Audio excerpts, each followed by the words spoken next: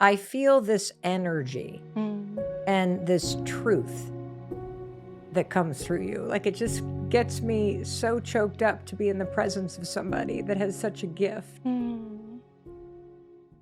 I'm curious to hear your thoughts on what you believe most of us need to hear and be reminded of. Most people underestimate how necessary their existence is in the world.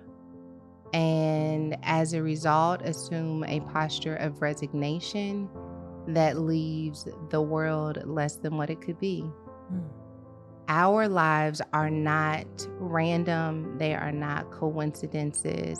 We were all given these lives to make the world better. And I feel like most people underestimate how necessary they are. And as a result, they don't take their healing seriously, they don't take their thoughts seriously. But if we truly ever tapped into the high value of our breath, it would change what we speak, it would change what we think, it would change how we show up in the world, and it would quite literally make the world a better place.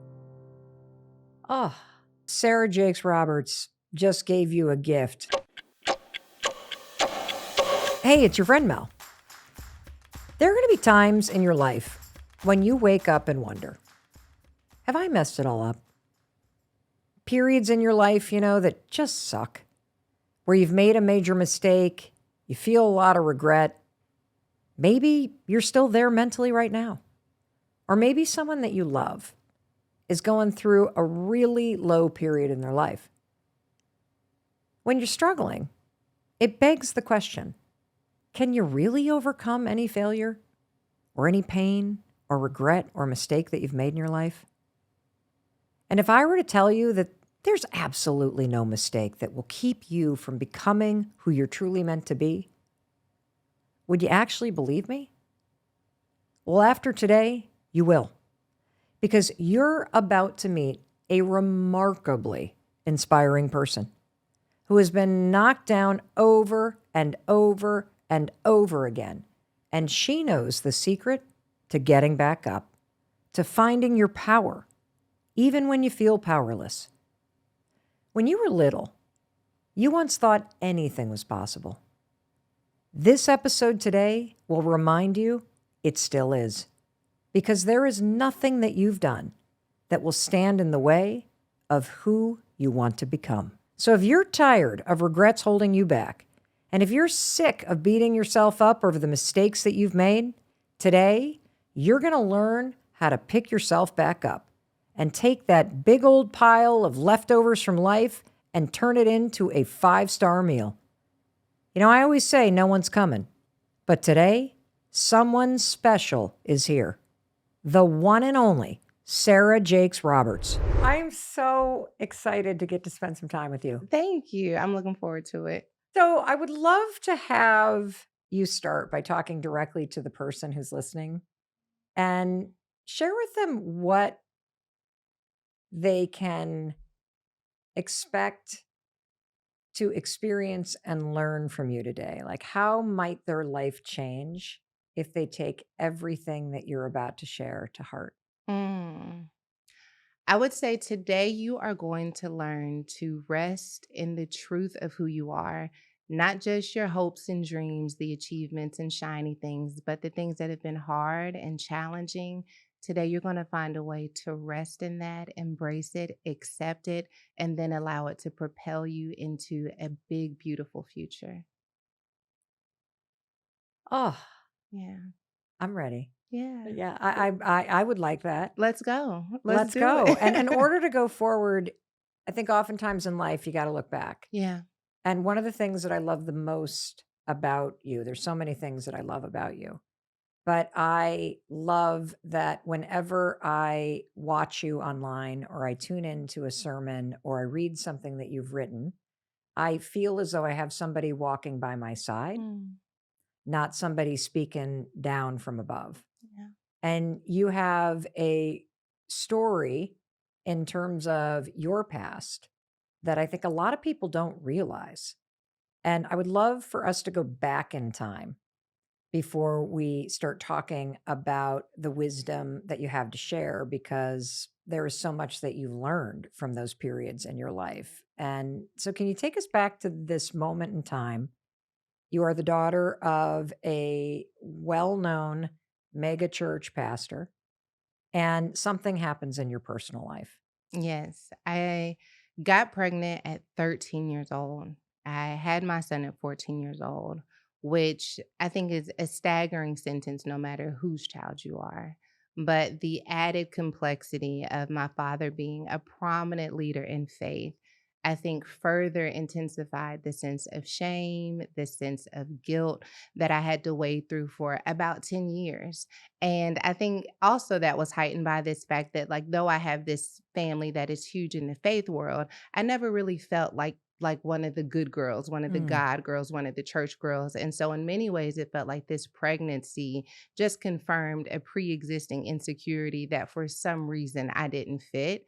And so my pregnancy is when I accepted, like, okay, this is not for me. I'm going to figure life out on my own, and I'm going to let all the good church people do what good church people do, and I'm just going to figure everything else out. well, God had different plans, I He think. did. um, when I think about the age 13 Yeah, and 14, how did you even process something like that as such a young girl? I didn't. I thought the worst thing that was going to happen was, like, I'm going to get in trouble. Like, I'm going to be grounded. Like, we didn't even have cell phones at the time. Like, oh my gosh, you're going to take the antenna out of the TV and take the phone cord out of the wall. Like, this is going to be punishment. It wasn't until I saw their reaction that I began to realize that this is bigger than just you're in trouble. This is a life altering experience that has created grief in our family. And I think that seeing their grief, seeing them struggle with what it means to have a child that's having a child, made me realize that whatever just took place here has changed my life forever. And it's interesting that you, in reflecting back, can say, my immediate reaction was one of going, oh, well, there are those kind of people over there that are the godly church people. I'm always going to be over here. Yeah. What was that journey like over those 10 years where you were wrestling Yeah. with that natural instinct that we all have, that we separate? We don't see ourselves as connected to other people. We push back against the love that's coming at us or the support that's coming at us. How did you even move through that? Well, I think so. I started off comparison, so I'm not like them. So let me figure out who I am like. Mm, And so I would say, you know what? I kind of feel like I'm close to this kind of girl. So I'll be that kind of girl. And then I got with those kind of girls and, like, I don't exactly fit here. So let me go here.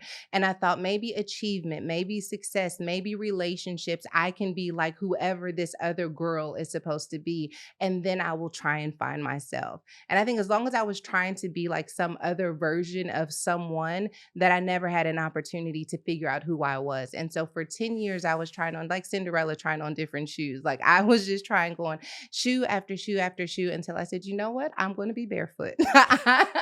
Who needs shoes? I'm a country girl from West Virginia.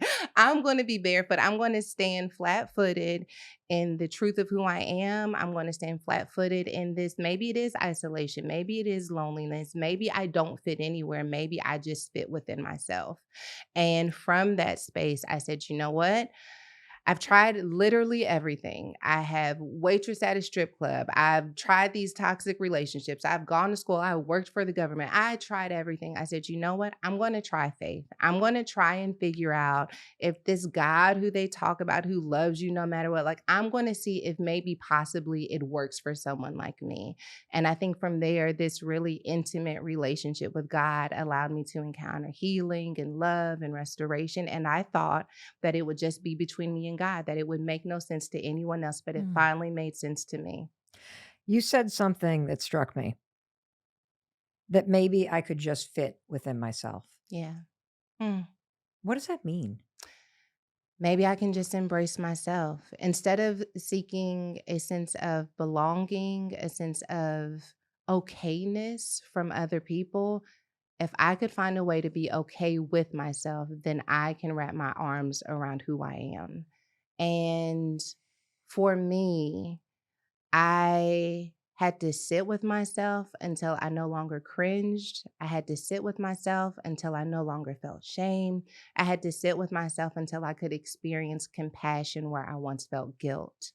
And from that place of compassion, I learned to love who I am. And like, yes, this is my story. And no, it may not be perfect, but I'm going to stick beside me.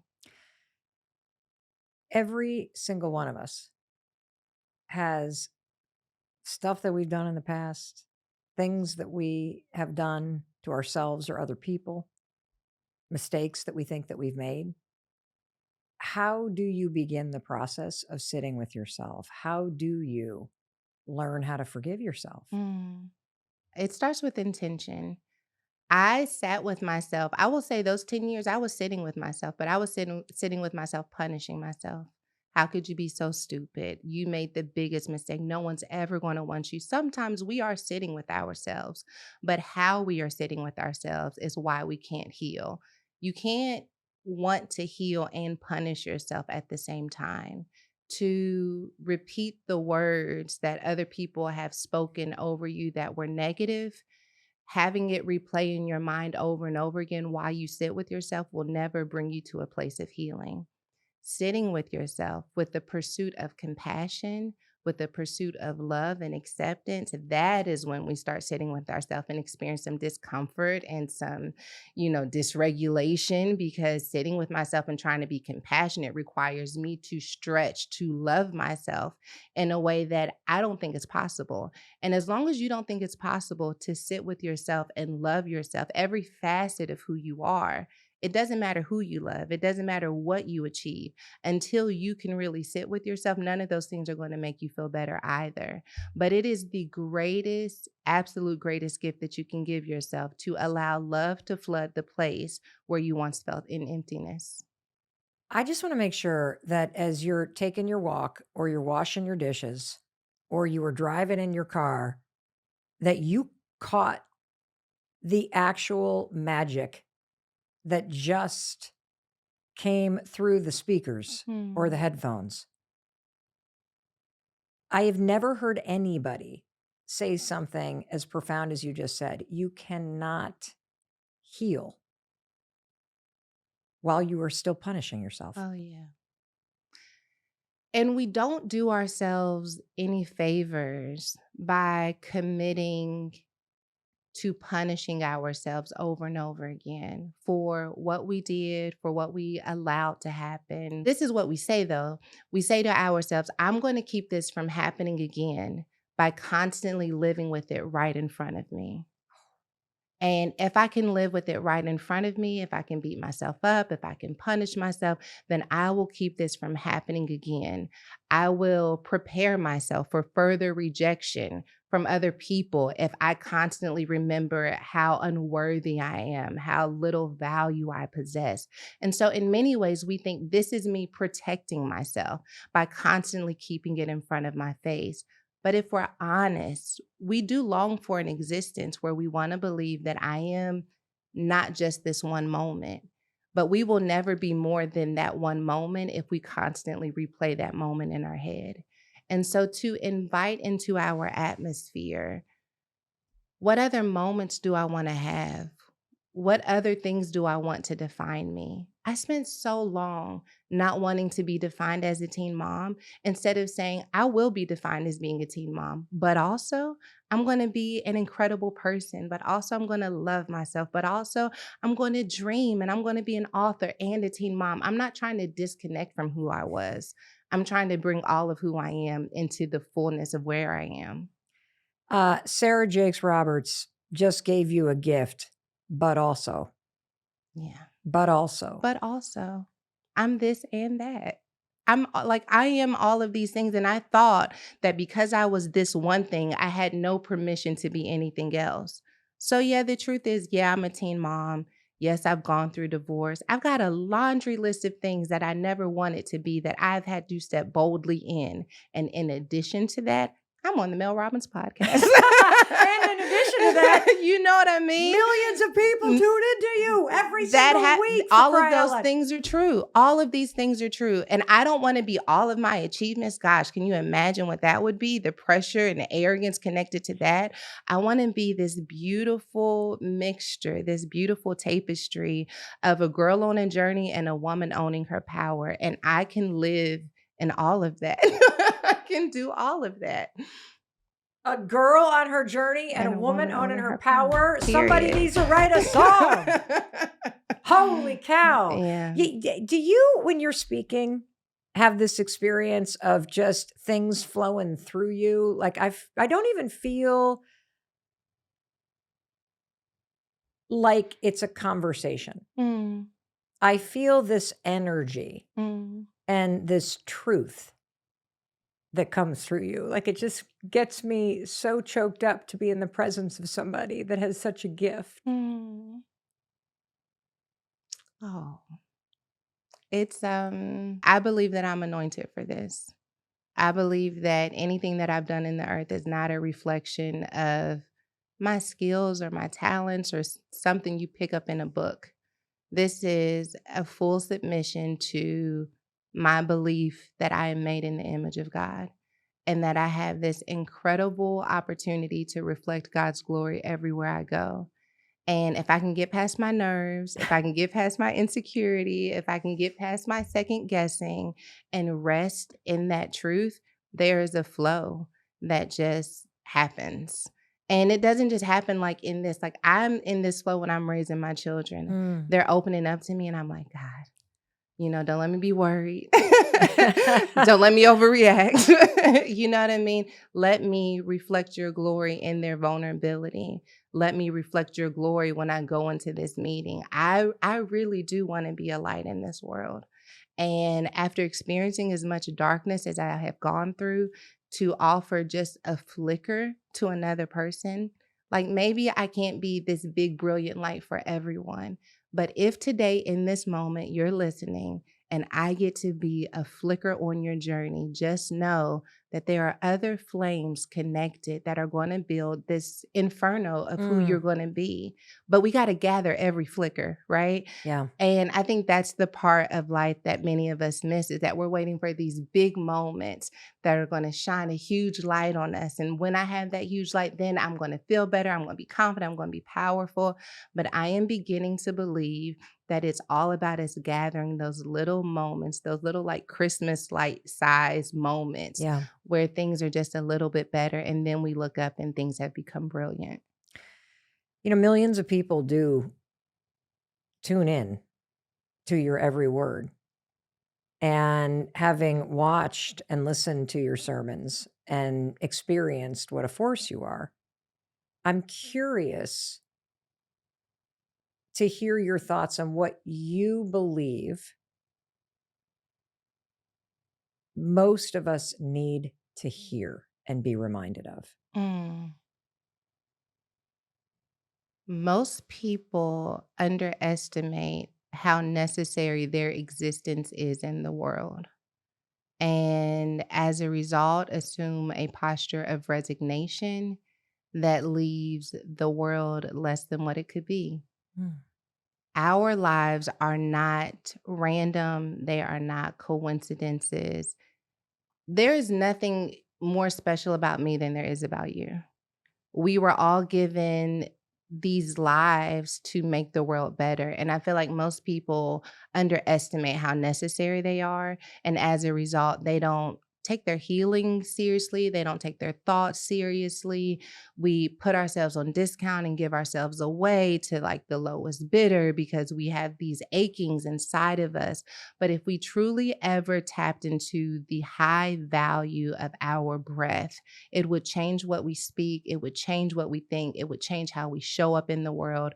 And it would quite literally make the world a better place. Like if you can just make your world, your friends, your family, your sisters, your coworkers, if you can take seriously the impact you have in your corner of the world, and then I take seriously the impact that I have with my influence in my corner of the world, those incremental commitments are how we begin to change the narrative of what it means to be humans surviving together. That's beautiful. And I think you're right. I do too. I get struck by the number of people that write in every single day that are seeking purpose. Yeah. Yeah. And I think to myself, well, your purpose is to heal and to share yourself and to make yourself better and then make everybody that comes in contact with you feel a little better, to spread the Yeah. light that you're talking about. But it starts with you. Yeah. You said something that just, holy cow, I'd never heard this. It's this concept of discounting yourself Oh, yeah. to the lowest bidder. Yeah. Can you explain that? Yeah. So when I look at the 10 years of my life where I struggled, Yep. first of all, I grew up in church Yep. during the height of purity culture. Okay. So the highest prize was to be this like untouched virgin when you get married. They didn't care if you went to school. They didn't care. Like, girl, just don't give it up. The over and over again. Just Yeah. like, girl, don't do it. Okay. Well, I did it. I was like, You're okay, like, so "Hey, I'm gonna do that. You guys are not gonna do it. I'm gonna do it." I did it. Okay. And so I'm like, all right, we're going to knock that price down a little bit, put a little sticker over my worth and my value. And then I'm like, well, hey, the price is already low. You might as well try some other things. And so I think little by little, I fell for this idea that if I cannot live up to someone else's definition of a woman, someone else's definition of a believer, someone else's definition, then I have to discredit, I have to discount who I am. And the only problem with that is when you begin to see yourself as less valuable, you also accept things that you would not otherwise accept if you felt like you had value. If I were smart enough, if I were thin enough, if I were beautiful enough, then maybe I wouldn't have to do this. But since I don't have these things, I have to accept that. And that is a lie. Your value is not set by these experiences you have gone through. They are not set by society standard. I don't care what they call beautiful. I don't care what they call powerful. Your value is an inside job. It is a commitment that says, you know what? The truth of who I am, my ability to survive all that I've gone through, the way that I have seen the world has added to my value, not decreased it. And that is some big, bad, bold belief that not many of us are able to tap into. But if we can just try by faith to say, you know what if that didn't change anything? I work with women quite a bit. And while my issue was teen pregnancy and Yep. having to recover from that, I know enough about what women have gone through to know that whether their parents went divorced, they got divorced, molestation, like they've have all of these experiences that they think in some way has made them different than the person they're sitting next to. And because I am not as valuable, then I have to do things that they don't have to do. What I have learned is that everyone has had some type of experience that has challenged them in their belief of their value. And because we've all had these types of experiences, maybe we aren't any less valuable as a result of the experiences. Maybe instead we're more valuable because the wisdom and resiliency connected with having to face these things have made us more confident, more courageous in how we can show up in the world. There's a conversion that has to take place. But once that conversion happens, there's a relentlessness that is attached to it as well. For the person listening who is nodding along, and the way you just framed this idea that if you take any mistake that you make and then you discount yourself and you start to tell yourself this story over and over again that you're not valuable, which then makes you accept behaviors in your life or makes you discount your own value. And you said, actually, no, there's a flip here. Like all those experiences actually create wisdom. Yeah. They make you human. And it's what you do with those things that matters. And you have control over that. And most people are sitting there talking about what happened Yeah. instead of flipping it into something that they can use to make something extraordinary happen. You have this concept about life giving you leftovers Yeah. and how you make a meal out of Mhm. it. Can you share that with us? Because I have a feeling that that's sort of a tool we can use to help us look at the things that we keep beating ourselves up over. Okay, so if I go back to when I was pregnant, Mm-hmm. and mind you, I was 14 years old. So I thought that the only way I could recover from my pregnancy was to create a new life, a new existence. And so my goal was to do something completely new. I'm going to be an accountant. I'm going to be a CFO. I am going to put something on top of this teen pregnancy that's going to make things better. And I think that the reason why I failed over and over again in trying to create something new is that I wasn't using what I had left over. Instead of saying, okay, this is what's in my cabinet. I'm a teen mom, I'm a smart girl, I have a writing gift. I kept trying to reinvent who I was. Oh, And you can't reinvent who you are using ingredients that don't exist. You got to use all of the ingredients. So, yes, I have all of these gifts and talents, but I also have a child. I'm still struggling with, my insecurities. I've gone through this divorce. I have to take all of this in order to create something that is really going to be authentic to who I am. Because what I don't want to do is reinvent a version of myself that requires me to pretend that I'm not who I was. This is who I am. Like this is my truth. And when you fight to really accept the truth of who you are, you don't allow it to be snatched easily out of your hands. And because it's not snatched easily out of your hands, whatever you build with those things aren't snatched either. When I started blogging, because this is how all of this became a thing where I had like a following. got I it. So, started, so just to put it in a timeline, are yes, you okay. like in your early 20s I'm at in my this point? early Okay, so you 20s. open up the cupboard, and I love that visual because I think most of us, when we say, let's just look at what you got. Yeah, Let's just take the raw ingredients. Let's take all, like for me, it's like being molested. yeah, It's all the cheating that I yeah, did. It's the anxiety that I yeah, struggled with. It's the what a bitch I used to yeah. be. It is all of like just all of it. It's all here. Sarah, when I open up that cupboard, I'm like, whoa, You know oh what? my God, I'll just no, go I'm grocery going, shopping. Sarah. Yeah, I'm going grocery shopping.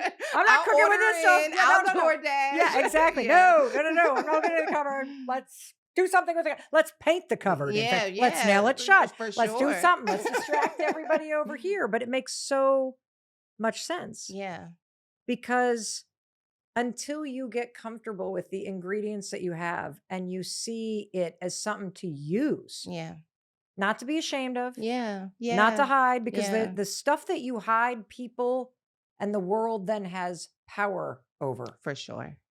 For sure. But the second that you open up the cupboard and you are willing to look at what you're working with, Yeah, now you have power. yeah. Ah, I love it. That to me is like the greatest message that any of us need to understand is that like us closing the cabinet means that I have to live an existence that pretends that I don't have what I have. And that is stressful and that is inauthentic. And then we start people pleasing because if I'm not going to embrace who I am, then I'll just be whoever you need me to be. But when you say, you know what, this is who I am, and you're going to have to meet me, you're going to have to meet me here. I'm still growing. I'm still talented, but this is what I have to offer. This is what I bring to the table. And I have found value in it. I can show you the value that I have found in it. But until I see it as valuable, I can't expect anyone else to see it. So yeah, in my early 20s, I'm like, okay, I'm going to start blogging. I was in a toxic relationship and I'm just like, I don't know how I got here. So writing for me is how I process my thoughts and I'm dumping it onto the internet, not thinking it's going to mean anything. Then people start connecting to this blog and now they're being inspired. And I'm like, oh Lord. Uh-oh. I didn't mean to open the cupboard. Not inspired by me. And so I was like, you know what? I'm going to slow this train down by telling them, like, I got pregnant at 13 years old. Like, I'm going through a divorce. I dropped out of college. I am not your inspiration. And then I still was. They were like, oh my gosh, me too. Oh my gosh, I'm no longer alone in this. I didn't know that someone else felt this way.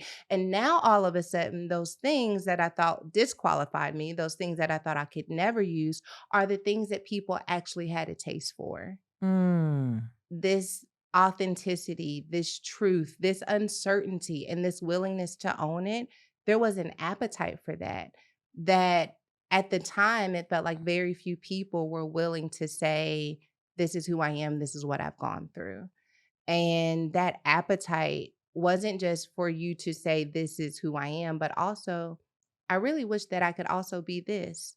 And so in my early 20s, I started this journey of like, this is where I am. This is what I hope to be true. I'm going to live like it's true. And these women who have been on this journey with me have seen my life evolve literally as a result of us saying, like, hey, maybe we are the misfits. Maybe we aren't the ones that anyone wanted, but girl, I'll claim you. But first, you got to claim your cupboard. For sure. Got to claim your cupboard. That is such a phenomenal metaphor. Yeah. Because all the people pleasing results in you not wanting people to see what's in there. For sure. And until you learn how to go into those places where you're punishing yourself. Yeah. And you said, when we first started talking, allowing the love and compassion and acceptance to flow into those places that have been really dark. Well, they've been dark because the cabinet doors are closed. Yeah. Yeah, for sure. And I mean, it's really liberating. It sounds scary. I can feel the fear that you're probably experiencing right now at the very idea of going into that space that maybe your mom didn't have the courage to go in, your father never talked about, because a lot of this is generational, right? It's how our families' paradigms have shaped the way we see ourselves and the way we see what we're working with. And I am just here to let you know, this is what I love about the book that I wrote, is that I am not going to make you drastically change your life overnight. Just between you and you, can you open that cupboard? Just between you and you, can you say, this is all that I'm working with? And some of it's real spicy, and some of it's bland, and some of it's bitter, and some of it's very, very sweet. Just if you could create intimacy within yourself, where you say, this is all of who I am. If you can hear your own story, that's the beginning. If you can hear it and not cringe, if you can hear it and accept it, that's the beginning. And from that space, you whisper it to another person. There's a friend who's going through something, and because you've gone through your cupboard, you say, hey, I got some of that too. I just want you to know that that doesn't have to be the end. And from community and connection, we begin to spread our story. And that spreading is why I'm here. And that spreading is the light that we get to offer to the world. It's our testimony. Which again, going back to the cupboard, it's dark when it's closed. Yeah. So opening it up is the beginning of that little Christmas light that you're talking about that starts to sparkle and that we spread. And every time you open your mouth and you tell your story, that makes the light a little bit bigger. Yeah. And you were saying that we make a mistake in waiting for these big bonfires in life. Oh, yeah. When every single day there's the opportunity to open the cupboard door and open your mouth and tell your story. And that's where the light and the magic is. For sure. For somebody who's in the place where, because for a long time, when I started looking, I guess I used to say back, but until you actually sit with what's in your cupboard. Yeah. It's in the present, It's baby. right here. It's right here. You have to look very far. Well, that's the other thing, is that we talk a lot about regret. Yeah. But because you won't sit with it, Yeah. it's actually not in the past. No. Yeah. And so for someone who is entertaining that liberating and courageous moment of even faith in yourself to face it, right? Yeah. And you do cringe. Like there are some things that the Mel Robbins, when I was Mel Schneeberger, there is stuff that I don't know that I still cringe, but I'm like, oh God, woman, like what were you like? And I have compassion. Sure.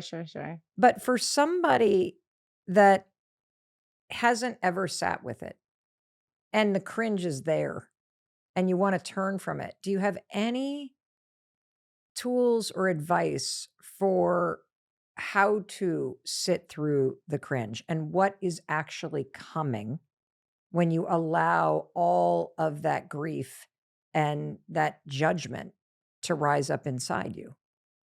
I love that you use the word grief. I'm an analogy girl if you haven't. Oh God, I love that. Bring it. Okay, so here we go. So I think that part of the reason why we feel regret when we look at those moments in our lives that make us cringe is because we are constantly turning on a movie right in the middle and looking at one particular scene of our life over and over again and judging our life based on that scene. If you are in a moment right now where you're flirting with the idea of learning to sit with yourself and experience compassion for what you've gone through, I would dare you to look at your whole movie in totality. When I thought about the idea of me getting pregnant at 13, I would cringe. Like, girl, like how could you over and over again? Now when I think about it, I feel sorry for who I was at 13. Not sorry like because of who I am, but I feel compassion. I feel her lostness. I feel her isolation. I feel her loneliness. I feel her anger. I understand why I made that choice. I know what I was looking for. I know what I didn't have because I sat with myself. And when you're in a family, like my parents have, their lives exploded overnight. People talk about like mega churches, mega pastors. Like no one sets out for it to be mega. People keep coming. And it's like, I guess we need a bigger building, you know what I mean? And so you make these big buildings and, I guess we're supposed to do stuff in the communities. Like you respond to the need. Mm, And while they were so busy dealing with whatever it meant to be thrust into the spotlight, they thought we were okay. They really did. They thought we were okay, but we were lost in a sea of people. And overnight, our lives went from having this family church where we knew everyone to all of a sudden people sending death threats and we need security. And we weren't okay. No one was helping us process what was happening. They couldn't process right. it. And so I was lonely. I was angry. I didn't fit. So when I think about who I was when I got pregnant, if I just look at me rubbing my belly at 13, I could say, oh, so cringy. Or I could say, man, that girl was really heartbroken. That girl really needed someone who could see her. That girl really needed someone who would tell her where she fit in this world or to take her out of that world and to help dive into her own world. I didn't have those things. And as a result of that, I tried to self soothe and I made some choices that I wish I could have done differently, mainly for the sake of my son not having to grow up with me at the same time I was growing up. Yeah. But I don't feel bad about that anymore because I see the whole movie. And so if you're watching this or listening to it, I want you to know that you do not have to look at your life at one scene at a time. That the greatest gift you can give yourself is to look at it from the opening credits to where you are now and understand that anyone who had what you had in the cabinet would have probably made the same choice. They would have likely ended up addicted too. Maybe they would have been heartbroken as well. Maybe they would have been whatever your thing is that makes you cringe. If you look at the whole movie, given what you had to work with, I want you to know that you did the best that you could. I love that you are reminding us to go back to the beginning Yeah. because we not only freeze the frame Mm. and we cut us off from the rest of the story, Yeah. but we also freeze the frame and we don't even consider the plot line Oh, yeah. that led up to this. Yeah. And so we judge it from a frozen moment in time when you do have the full story. Yeah. And as I listen to you over and over and over again, and just really to each word, the thing that keeps coming up for me is this ability to look at the whole movie of your life. Yeah. The fact that it's so easy to forget, isn't it, that this is also your parents' first time Oh, being human beings, yeah. Yeah. that they're doing the best that they can with what they had in the cupboard Yeah. based on what your grandparents had in their cupboard. Hello. That Yeah. doesn't mean that any of it is justified. It just No, means this like is what they had. this is what they had. There is this level of kind of, my daughter has this term open arms. There's kind of open arms kind of people, Yeah. which is the physical version of an open heart. Yeah. And you have this ability to make us want to look at our own movie and story with an open heart and compassion for Mm. self. How important is that sort of loving understanding, I guess, is how I would describe what compassion is. Yeah, for sure. I would. Yeah. Looking at your life through a lens of love, not judgment, is an incredible definition of what it means to have compassion. And I think it's responsible to do that when you're going to engage in relationship with other people. Because if you can't look at your life through the lens of love, but you can look at other people's life through the lens of love and feel compassion for them, then you cannot even receive the love that you're pouring out into the world. Or worse, we are harsh with other people because we're harsh with ourselves. Mm. Because I can't see my life through a lens of love, I'm definitely not going to see yours. And if I went through this and you went through that, baby girl, grab them bootstraps, and that ain't nothing. Like, now we're in the struggle Olympics. Like, Yeah, who's got it worse? Who's got it worse? You know what I mean? Or we're jealous or we're envious, and like we just are not the best people to be in relationship with when we haven't figured out what compassion looks like for our own journey. And especially for doing the work of raising children, loving partners, like there is an obligation, I feel, that we have to bring more love into the world. And love isn't going to come from pursuit. It's going to come from us digging a well within ourselves. And when we dig that well and we hit that spring of love, not just for ourselves, it overflows into how we care for other people. We were at Starbucks the other day, and my daughter, she's 14. Yeah. She's not aware of anything except for herself. And she slings the door open and she hits the car of the person beside us. Oh, gosh. And he's coming out of Starbucks at the same time. And he calls her like he's called her something ignorant, crazy. So I heard him say it. And I go, now that wasn't kind. And that response, instead of like matching his anger, like, because I've been frustrated before someone's hit my door, they weren't Yeah, of paying course. attention. So Yeah. like, I'm not going to act like, oh my gosh, how could you be frustrated that someone hit your car and probably dinged your door? Yeah. But I think I caught him so off guard by not responding with fire. I was just like, no, that wasn't kind. That he felt conviction about how he was showing up in the world. But I think that when we are able to really master that, it literally changes all of the ways that we interact with people. Now, that doesn't mean I won't cuss somebody out though. So like, don't catch it. That was a good moment. I was full of love. I must have just been worshiping. But like, if you catch me on a low moment, I'm going to try. I'm going to do all the things. But what are all the things that you do in order to stay in a grounded place where you are present to that power and light inside you? I have to rest. When I am not resting, I am running on fumes. And when I'm running on fumes, I don't always make the best choices. I'm tired, I'm weary, I'm irritated. From the place of rest, even if for me it's just like spiritual rest, right? Letting my brain rest, gratitude, appreciation, prayer, meditation, really reflecting on my life. And this is what I do. I let the 13-year-old girl who experienced shame, rejection, and loneliness like take in where life is now. Oh, Yeah. The grown woman version of me grabbing this little girl's hand and saying, look, girl, like, look, you made it. Your son's 21 now and he loves you and he's an incredible human. And oh my gosh, this man that you married, like, look at how he talks about you and, and my children and my life. And like, look what they're saying about you, because she heard you're nasty. She heard you're a slut. She heard all of those things. And if I'm not careful, I won't allow her to hear what people are saying now. I won't allow her to experience the affirmation of God that exists in her life now. And sometimes I'm so busy doing and checking the boxes and going through the calendar that I don't let her in for like this listening session where like, look at this world.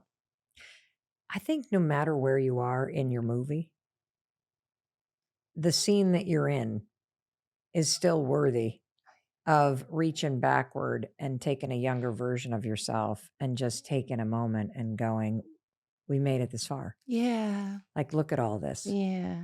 Oh my gosh, because this adulting thing, they keep moving the marker. they just keep moving it. It's like, child, I just got here. And now you're telling me that here doesn't exist. It's actually there. And then I get there and that's not here either, you know?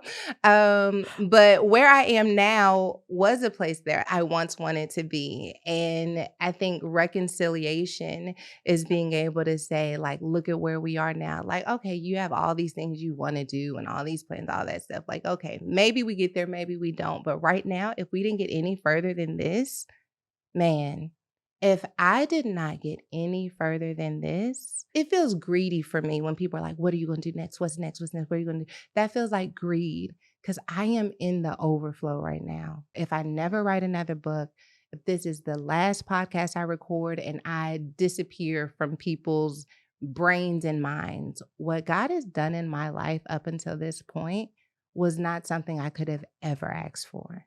I didn't even know this was possible. I did not know that God saw this for me. Oh, can I tell you a story? You can, I am in a trance. You can tell me whatever the heck you want to tell me. It just gives me chills. I love it. But when I first got pregnant, Yeah. someone very close to me looked at me and said, I always knew to expect something like this from you. And that made me question so much. Now I'm 13 with a 13-year-old mind. And it just made me feel like there's really something wrong with you. The church stuff didn't make sense. And now someone's saying they knew to expect this from you. And I ate that for breakfast, like for 10 years. Like there's something wrong with you. The dirty, the nasty, the all of that. Like I just ate that. I believed it. And when my life started changing, I think I probably did experience imposter syndrome, which it was weird because I told people who I was, but they were still there. And so now I'm just questioning myself. And I was at church and I was just kind of like praying and worshiping. And I was about to go on tour. And, you know, Mel, I just be doing stuff. I'm just like, let's see what'll happen if we do a tour. And then the tour sells out. I'm like, oh, Lord, they're coming. I'm usually prepared for things to fail, not for things to succeed. I'm like, oh, they come in the tour. And I'm praying. And I really just felt like the presence of God saying, I always knew to expect something like this from you. And sometimes I'm standing in moments and I start to feel doubt and I start to feel worry and I start to wonder if I have what it takes to stand up in the moment. And I feel God say, I always knew to expect something like this from you. And trusting what God knows, what God knew, what God saw, even when I didn't see it myself, there's nothing else could be added to this.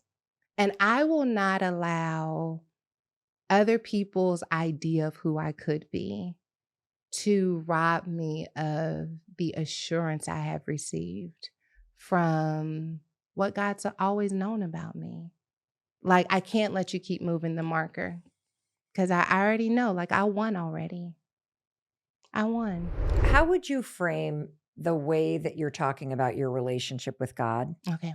to a person that's listening Mm-hmm. that either has lost their faith or doesn't believe in God? Like, how do they kind of tap into what you're saying Mm-hmm. if they're not in a place where they have the same level of faith that you do? For me, I will say that I believe in the intentionality of our existence.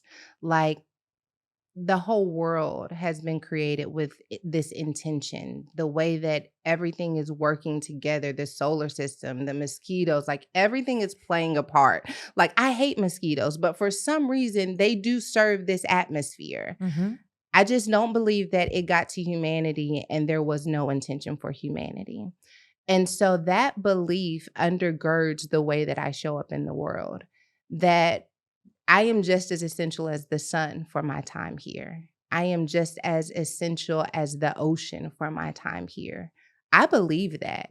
And so from that space of intentionality, I am always seeking out, how do I make sure that I am in an optimal state to be sensitive to the role that I can play in this moment? What I love about what you just said Yes. is that you are raising the stakes on yourself Yeah. for why you are here. Yeah. And so many of us are looking around for somebody else to go, okay, I pick you. Right. Okay, you're now the one. Okay, I'm going to give you permission.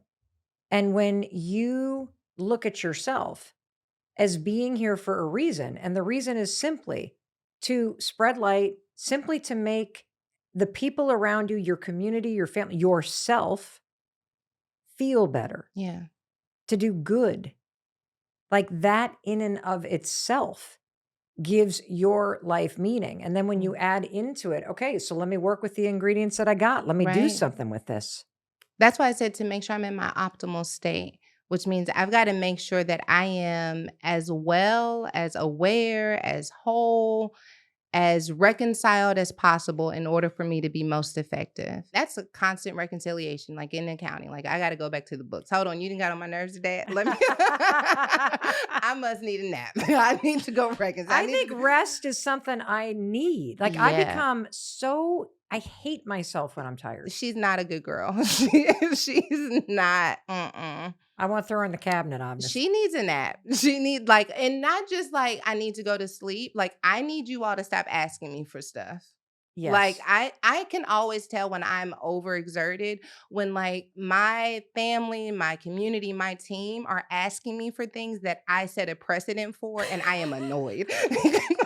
Why would Did they call you and tell you to come today to give me this talk? No. Let me tell you, when my 8-year-old asked me what for dinner, I'm like, feed yourself. Like, when are you going to grow up?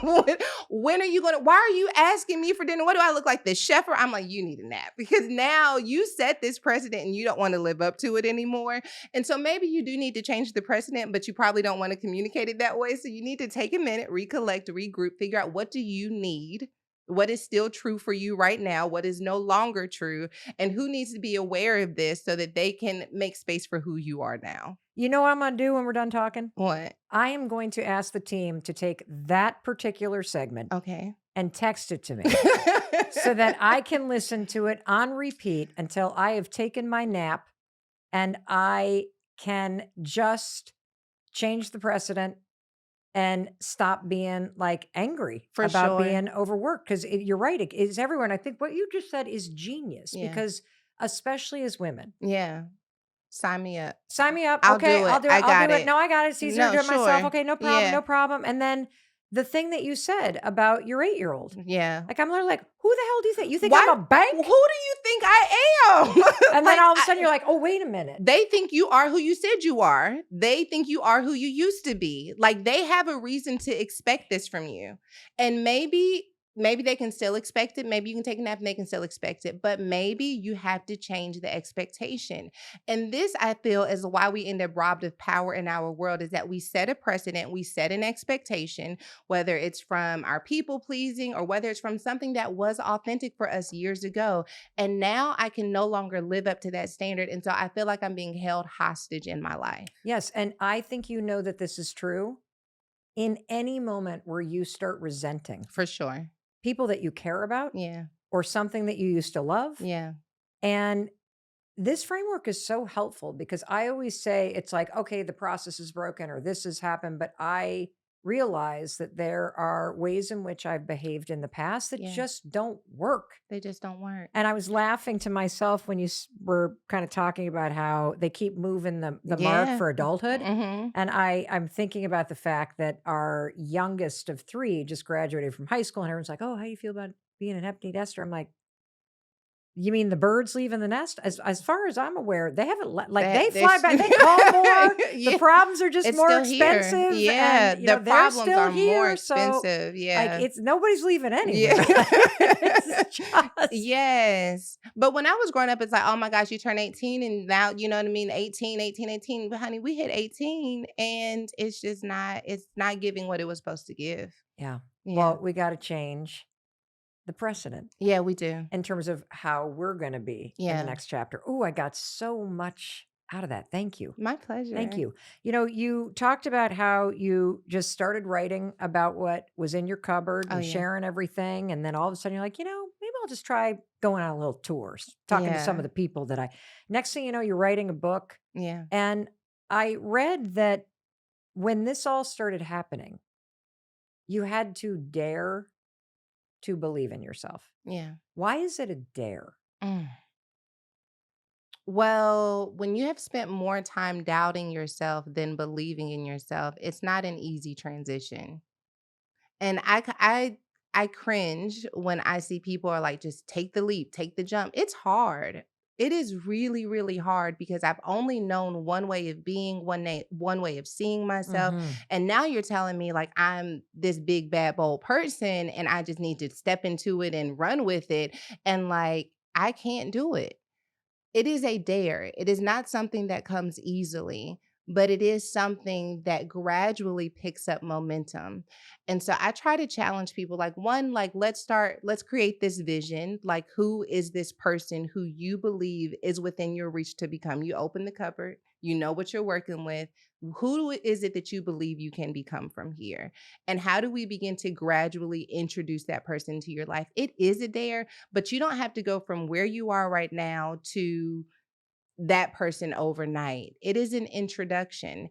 For those who you're in intimate relationship with, it's the ability to say, you know what, that precedent that I set, the way that I have been showing up, it doesn't necessarily feel honest anymore.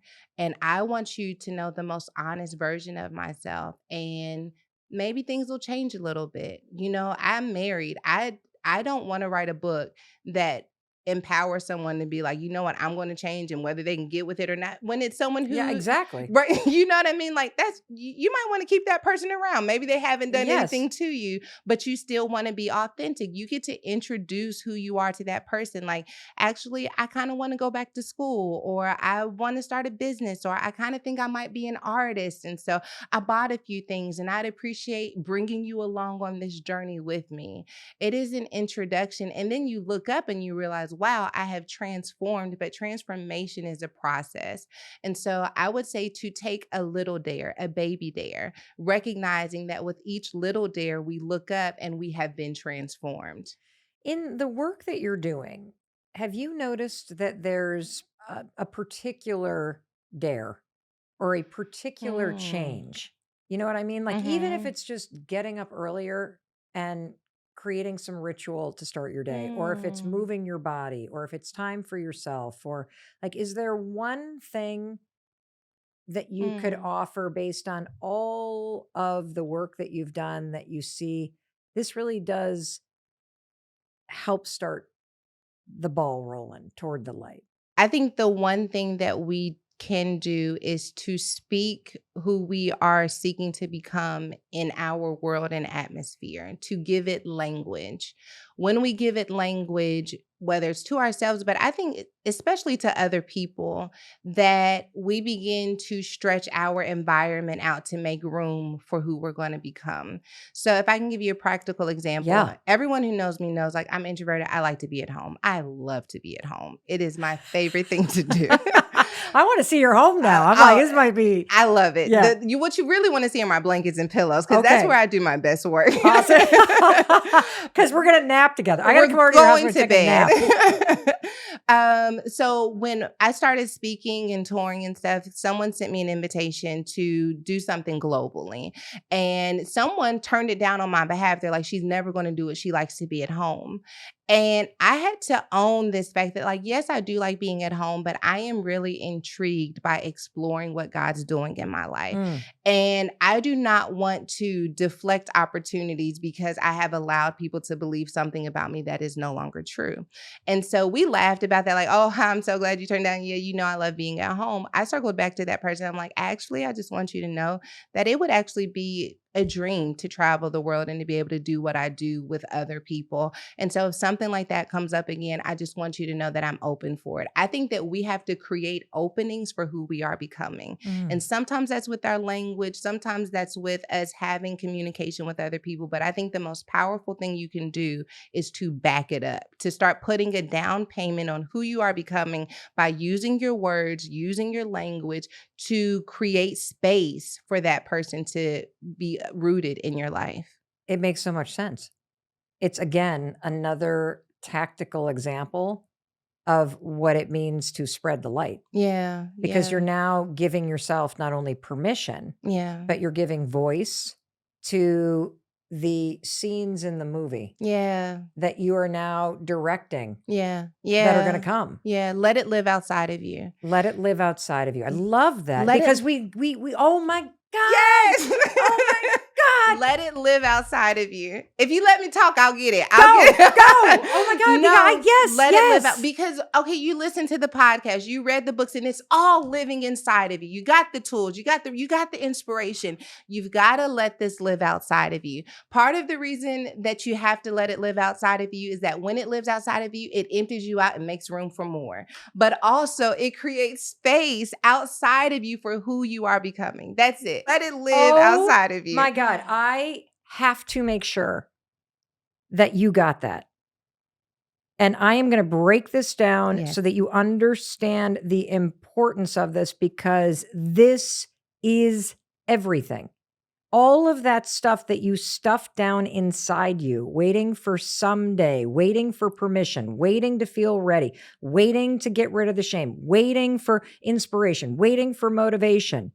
You just heard Sarah tell you, you have to open your mouth and let it live outside of you. And when you do that, oh my God, you create space inside of you for new amazing things to flow in. And you also create expansion in space for that thing that you want and who you're becoming to take up space. Yes. You are a genius. Yay. Wow. Yeah. It's so true. Yeah. You know, I hadn't thought about it in the context of space because it is so painful to live your life with so many hopes and dreams for yourself, and to know that there is a bigger possibility for your life. And when you trap it inside of you, like it just, I know how awful that feels. And it is so beautiful to think that just starting to say it out loud, daring to believe, that little act of bravery opens up the space inside and creates expansion and room for you to grow into that. Yeah. And it lets you exhale. It just, because you drown trying to keep all of that inside of you. It's hard to breathe. It's hard to believe. It's hard to show up in your world. But when you let it live outside of you, you get to exhale that. And I just want people to understand that 9 times out of 10, right? It's not universal, but 9 times out of 10, there is more flexibility in your environment than you are aware of. Part of the reason why we can't let it live outside of us is that we think it's going to break our circles, it's going to break our relationships, it's going to break it. So I got to keep it all inside of me. I've had some people that I've lost along the way, but for the most part, people were excited to go on this journey with me. Okay, you going back to school? Okay, I'm excited for you. Okay, what are you going to study? Okay, well, I'm going to be praying for you, or let me know if you want me to quiz you, like, oh, I need a break. Okay, what can I do to help you with the kids? You know what I mean? I'm stepping into something. Most people have more flexibility than we give them credit for. But because we let things live inside of us, we never get to experience the richness of the relationships that are connected to us as well. I just had this visual, I don't know why, of when you go to a concert and you're like got the standing floor seats, like you kind of flood into the standing room only, kind of, they can be the cheaper tickets, right? How the crowd's there and you think you're in your spot, but you can always make a little room, get a little further. People are a little bit more flexible. There's a little bit more space. You think all the space is taken. It is not true. It's not taken. And they move and they say, excuse me. And you're like, oh my gosh, I didn't think that there was any room here. Right. Yeah. Right. And there always is. Yeah. You also talk about this idea of versions of you. Can you tell us a little bit about that? I don't want to steal, my husband's in the room, otherwise I steal it, but he's here. So I got to tell you that he talks about this unfolding that happens in our lives and our identity. And I think it's a very similar analogy to this versions of you. And I think we have to recognize that just like there's that version of yourself in the past that did something that makes you cringe, like you're no longer that person. Like, the reason why you feel the way that you feel about what you went through in your past is because based off of what you know now, you would have made a different choice. And so that's one version of you. And now you're in this version of you. But also, there are other versions of you waiting to be unfolded. And you just could have never told me when I was writing that blog that I would also be good at communicating. Like, I don't consider myself a good public speaker. Still? I think I have a gift now, but it's Thank not you like for owning it. I do. I think I have a gift, but it's not like, I don't feel it's natural or organic to me to just gravitate to speaking. But it's obviously in me. So there are versions of you waiting to be revealed to you, introduced to you, and released into the world.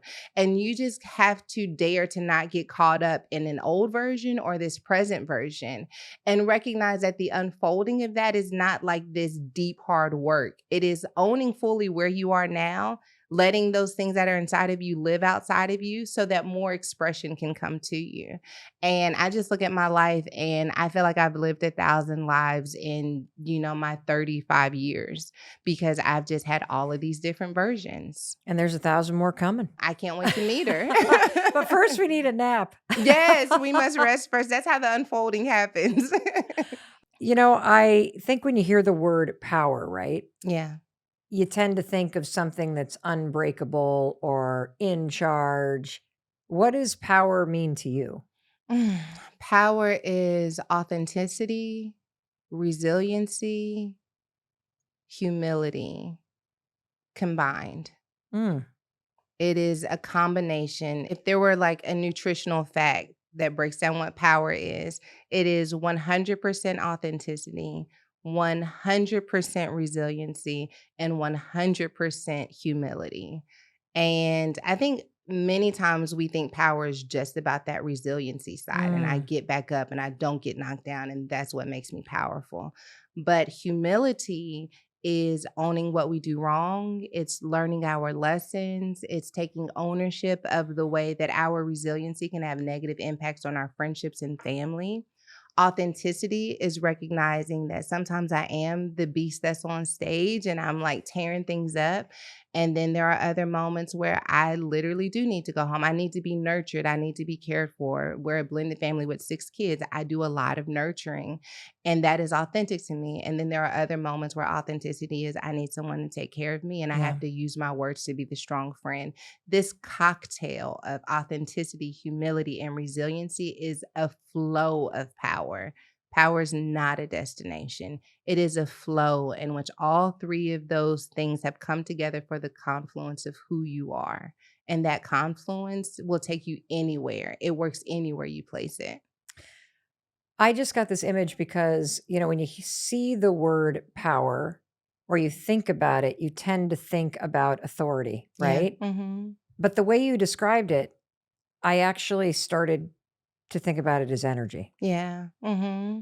That it is all these things flowing through you. Yes. So it's what's fueling Yeah. the way that you show up. Yeah. So the book is called Power Moves. And many times people hear, first of all, it's Power Moves, Ignite Your Confidence and Become a Force. There's not a more intimidating title anywhere. Let's go. Right? And now let's take a nap. Right. And then go to bed. And I think my greatest lesson in sharing the message of the book is like, power is not a doing, it is a being. And power moves is not like, how do I make a power moves? It is a realization that power is fluid, that power moves. And from that place of flowing in power, from that place of being powerful and allowing power to flow through you, sure, you do some things, but what's most important is the powerful being that you are. I freaking love that. I love thinking about how you can, no matter where you are in your life, begin to allow this power to move through you. Yeah. Since you have confidence as a subtitle in the book, what does confidence mean to you? And how does somebody who does not feel confident tap into it? Esther Perel has the definition of confidence that I love the most. And I'm going to paraphrase it because I can never do her words justice. But basically, it's like having knowledge of both your gifts and strengths and also your flaws and not being moved in either direction. Confidence is the intentional owning of your existence and identity and the acceptance of it, the contentment of all of who you are and not allowing it to be easily moved or swayed by success nor failure. And having the courage to be okay with that, like to not just okay, like I settled for okay, but like to really embrace that. And I think a lot of times confidence comes down to, okay, well, I need a haircut or I need, what does the makeup look like? I need, like, I was preaching one time, my wig started slipping. I took my wig off, which is worthy of doing a whole nother podcast about. But people were like, oh my gosh, how did you do that? I'm like, I mean, the hair is nice, but it's not who I am. Like, it doesn't define me. I don't wish that it happened, but I'm not going to be afraid to be up here with a wig cap on because, like, most people know this isn't my hair anyway. It's long one day, it's short the next week. Like, I am so okay with who I am that I can step into any moment, no matter how humiliating it may feel on the surface, and say, you know what, this is my truth and I got to step into it. Confidence is not about how I look. Confidence is about who I am on the inside and being able to hold on to that. Amazing. And what I got as you were telling the wig story Yeah. is that power was moving through you. Yeah.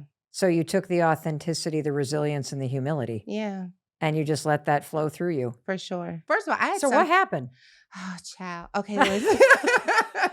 I gotta know now. Child, listen. Okay, I'll tell you my most embarrassing story about a stage. Yeah, and then you tell me yours. Well, I've got two, kind of. So first of all, we're gonna have a lesson in wigs, right? Okay. So not my hair, right? So Yep. it's not attached to anything, right? And so when it's on like this, it's fine, right? But when you start to doing ponytails, there's a certain level of anchoring that you want to have. You want to sew it into some braids. You want to glue it down real good. And she had sewed it on, but she didn't sew deep enough into the braids. It was just sewed onto the wig cap. So the weight of the ponytail pulled the wig cap. Oh. And girl, I don't sit through an hour and a half of hair and makeup for my wig to come off. So, I'm sitting there and someone's like, this is Black church, right? So we're talking to one another. They're clapping. Like, I've gone to some spaces. It's pretty quiet. People are just receiving, we're having a conversation. It's not uncommon for people to be like waving their hands and stuff in the air. But then I saw this one, she was pulling. Trying to signal to you? I was like, I've never seen that one before, but get it, girl. And then I went to the other side and someone else was like, I was like, is my wig? Because I'm sweating, I'm hot, and the glue and the wig. And so it starts sweating. And I said, listen, I did math real fast. I'm like, the weight of this ponytail, like I could yank it, but it's going to fall back again because it's not secured to anything. Yeah. And so I was in the middle of my message. I'm not going to stop preaching to go run off stage because my wig is falling off. And so I took it off. And then I'm sitting there with the wig cap and I was like, this is actually happening. On any given Sunday, there's like 50,000 people streaming online. And my father wasn't there. My husband was out of town. And now I'm sitting on stage at this traditional church where I was pregnant as a teenager. Now I'm like this grown up who's like overcome with a wig cap on. I take the wig off. I throw it to my sister and I go back to preaching. And I really was just prepared to be like the laughing stock of the internet. People got some jokes, but for the most part, women were like, I felt so much liberation when you did that. It felt like you can just show up in any given moment with the truth of who you are and it'll be okay. Like I felt confidence. I felt like, I don't know, it helped a lot of people. Like I spent weeks studying for this message and me taking my wig off was like the most powerful moment of the whole sermon because it gave people permission to be authentic, whatever that authenticity looked like, and to stand flat-footed in it. So yeah. I took it off. Well, the message is always bigger than the mess. Always. And it taught me a valuable lesson. So on the back end, we had just recently relocated to Dallas. My husband and I, we were living in Los Angeles. Mhm. And while we were in LA, my husband has this incredible community. It's vibrant. It's the kind of place where a girl who got pregnant at 13, had her baby at 14 could go and be like, girl, please, we got you. We love you. Show us what you know about God. And that's where I got a lot of my confidence as a speaker and as someone who preaches. And so when we went back to Dallas to kind of help my father in leadership, I'm like, I don't know if who I was there works here, right? So now I'm questioning, does power move? Does that same power that exists here, will it flow into where I am now? And so internally, I'm dealing with these insecurities, this uncertainty. That Sunday when I took my wig off, it really was a message for me from God that like, the most authentic version of who you are has been anointed to help from Dallas, from this church, from this platform. If you will just be who you are, I will take care of the rest. And this moment that would have been something that most people laugh at became this thing that helped so many people feel comfortable in their own skin, to own who they were. I looked at, there was this lady, she had thrown her wig off and it was on stage. I'm like, now mine was slipping. That's why I took mine off. Why is yours on the altar? But she's like, solidarity, tired of pretending to have it all together. It's like this moment where people are like, this is who I am, accept it. And so it really was a blessing in disguise. It really was. It was a direct message to you. For sure. For sure. There are no accidents. He can text me next time. Yeah. Well, and on the theme of power. Yeah. Why would you even question? Of course power moves. Because if you try to block a power surge, it will blow everything up in its wake. Okay, me and you, we could talk for a long time. Because when we are doing something new, no matter how much we have mastered in the past, there is an opportunity for insecurity, doubt, and failure to convince us that we are not equipped to step into something new.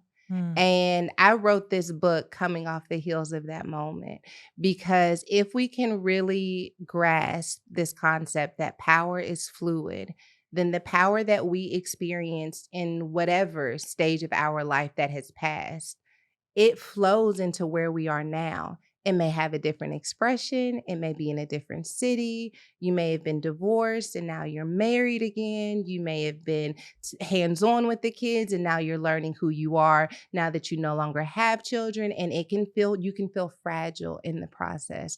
But power flows. And so to be able to ask ourselves, I know what power looked like then, but what does power look like for me now is one of the greatest questions we can ask ourselves, because it honors the fact that there is power in this moment. I just have to figure out how to tap into it and to flow with what power looks like now. Well, I got to tell you something. I feel I have to tell you Please. this. Okay. I think you know this, and I feel permission to say this to you this bluntly. Okay. Because you are a woman of deep faith who has a direct connection to God. But when you talked about getting pregnant at 13 in the middle of the kind of purity culture, I just had this unbelievable sentence in my head that was like, well, that was on purpose, because that was meant to happen for you to disrupt that culture and for you to be the embodiment of a entirely different definition of a godly woman.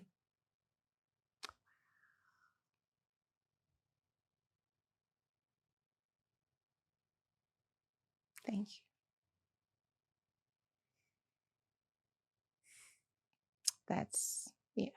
I think we needed another definition. Thank you. You had to have thought that before. No. Well, because you continue to do it as everything unfolds. Like you continue to open the door for your entire community to envision what it means to be a woman in an entirely different way. And it's not about one version. Yeah, right. It's about the freedom and the power that flows through you when you just are you. that you're not defined by what you do. You're not defined by the mistakes that you made. You're certainly not defined by whether or not you have your virginity or not. Yeah. That you can literally be who you want to be beyond gender, beyond the wig, beyond any mistakes that you've made. And you are the embodiment of that. As somebody that's just meeting you and that has watched your life from afar and is inspired by your work, like there's no doubt in my mind that that is 1,000% the work that is getting done through your life. Mm. You're not aware of it, but it's very clear in the context of your entire life story and your mission and the work that you have just been called to put out into the world, that that is actually what's happening. It makes so much make sense to me. It does. It makes so much make sense to me because There is no other explanation. Mm. Like when you think about how much faith you have, and you talk about being the embodiment of something and the intentionality of something, like let's just stay with the word intentionality. Yeah. Like, what if you did believe, because I know you and I both believe this, that even those things that were so cringy in the moment, we know when we get to the end of the movie and we look back at the entire thing that happened, everything had an order to it. Wow. And I think one of the most incredible skills in life that you have, that I know that I have, that I am trying to help other people have, is the ability to both stand in this moment in this frame of your movie and look back Yeah. and say, oh, of course, all of those things led here. Yeah. And of course, I would never be here holding the hand of the little me saying, take this all in. Look at how far we've come without that thing that I once hated. Yeah. And now I have created room to love and be compassionate for. But I can also stand in this frame and look ahead Yeah. and know that this is leading somewhere extraordinary. And that is what I felt compelled to tell you. I think the idea of we needed another version of what it means to be a woman of God in a culture where there's literally one road, one path, and for like the undeniable grace. Like there's just no reason for the swell of influence. Like there's no reason. And I think I've like Actually, there is a reason. well, there is. Yeah. I know. That's what I'm saying. Like, I think the intentionality of God to, in the midst of while one thing is rampant, to be like, you know what? I am going to allow this to happen. It's not going to make sense to anyone, but in 20 years, it's going to make sense because I'm going to use all of these things to create this version of Sarah that is relatable and touchable for a generation that's been lost. And you can't actually be relatable and untouchable without that. Yeah. And the other piece of this that really struck me is the word undeniable. Mm. And when you said there's only one path, that's actually not true. Mm. We've just put the Right. infinite other paths in a cupboard. Yeah. Yeah. Yeah. For sure. And that is why I love doing what I do. And I love what Woman Evolve is, because there are all of these women with all of these different paths that have been stuffed in the cupboard. And now they're beginning to believe that like maybe there's another path. Like maybe there's not just one path. Maybe based off of where I come from in Chicago and South Africa, like maybe we all have a unique path.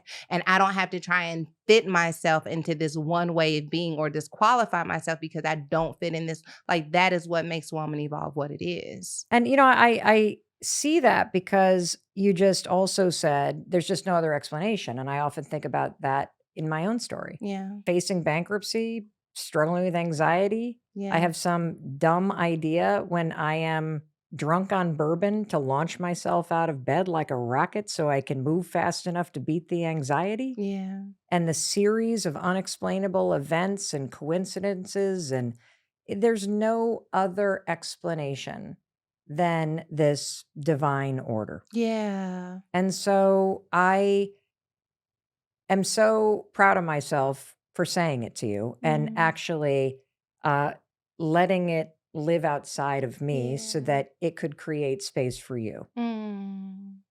If the person listening takes just one thing from the extraordinary amount of wisdom that you have poured into us today, and they focus on one action, what do you want them to do? I would say to open that cabinet.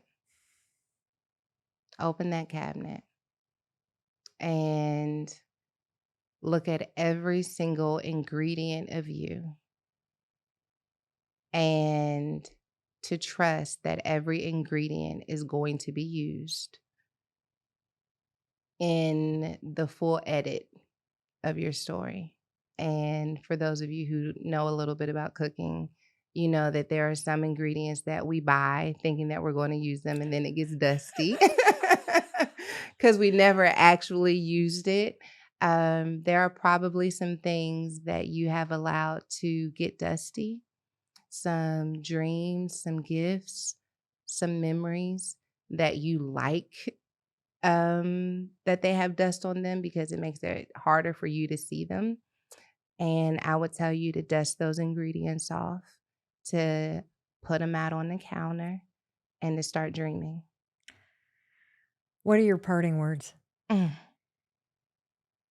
Secure your wig. Whew. And thank you for being with Sarah, Jakes, Roberts, and me today. I wanted to be sure to tell you, in case no one else does, that I love you. And I know Sarah loves you too. For sure. And we believe in you.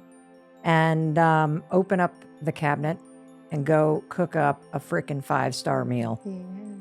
And I'll talk to you in a few days. And for you sitting here watching with me on YouTube, I just want to say, please share this with somebody. Don't just sit and watch. Please do something. And take a minute and subscribe to this channel, because it's really a way that you can support me in bringing you new videos every single day. And I'm sure you're looking for something really inspiring to watch, to really move you. So I want you to check out this video next.